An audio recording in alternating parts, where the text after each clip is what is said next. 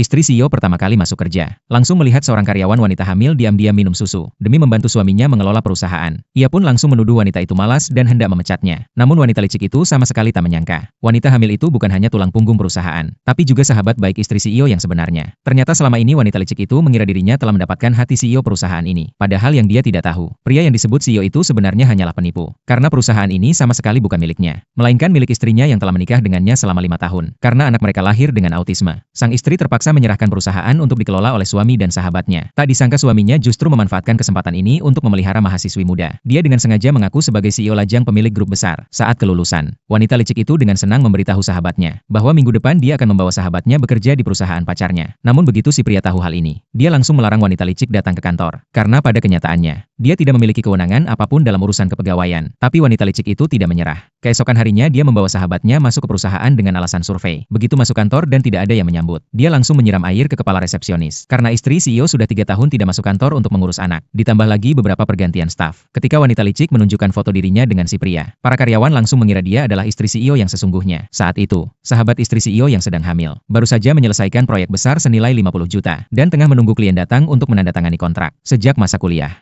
dia sudah berjanji akan membantu sahabatnya membawa perusahaan ini masuk ke dalam daftar 500 besar. Kini impian itu tinggal selangkah lagi. Namun wanita licik melihat masih ada wanita hamil di kantor. Lalu dengan status palsu sebagai istri CEO, dia menumpahkan susu dan berniat memecat wanita itu di tempat. Wanita itu sangat bingung, karena dia tahu betul pemilik sebenarnya perusahaan ini adalah sahabatnya. Namun melihat wanita licik itu sombong dan arogan, dia memilih untuk tidak memperdebatkan dan pergi. Dia pun berniat menelepon sahabatnya untuk bertanya. Tapi istri CEO sedang sibuk menenangkan anak dan tidak menjawab telepon. Tak punya pilihan lain, wanita itu kembali ke kantor. Begitu melihatnya, wanita licik langsung marah dan memaki-makinya. Saat itu juga, klien penting perusahaan datang. Wanita hamil itu segera menyambut mereka. Begitu tahu siapa yang datang, wanita licik langsung ingin mengambil alih urusan untuk dapat pujian. Saat wanita itu hendak menyeduh teh untuk klien, wanita licik malah melihat dia memakai daun teh mahal. Langsung marah dan merampasnya. Lalu mengusir wanita itu keluar, mengatakan bahwa dia yang akan melayani klien. Saat wanita itu memperingatkan bahwa klien punya diabetes dan tidak boleh konsumsi manis, wanita licik menyebutnya cerewet dan menyuruhnya segera pergi. Setelah wanita itu keluar, wanita licik malah membawa sekantong milk tea ke meja klien, mengatakan bahwa dia ingin memperkenalkan gaya hidup anak muda zaman sekarang. Melihat hal itu, ekspresi klien langsung berubah tidak senang. Melihat situasi tidak baik, wanita itu segera mengambil inisiatif, mengajak klien makan di restoran bintang 5. Namun wanita licik buru-buru menyelah, mengklaim dirinya punya tempat yang lebih baik. Akhirnya klien pun setuju ikut dengannya. Siapa sangka, wanita licik justru membawa semua orang ke warung pinggir jalan. Klien langsung marah dan menyatakan kerjasama dibatalkan selamanya. Saat wanita itu hendak menghubungi si pria untuk menanyakan apa yang terjadi, ponselnya justru dihancurkan oleh wanita licik. Pada saat yang sama, istri CEO yang sedang mengurus anak menerima telepon dari klien. Klien dengan marah menyebut bawahannya tidak profesional. Wanita itu hanya bisa terpaku. Namun klien sudah menutup telepon lebih dulu. Menyadari ada yang tidak beres, istri CEO langsung pergi ke kantor.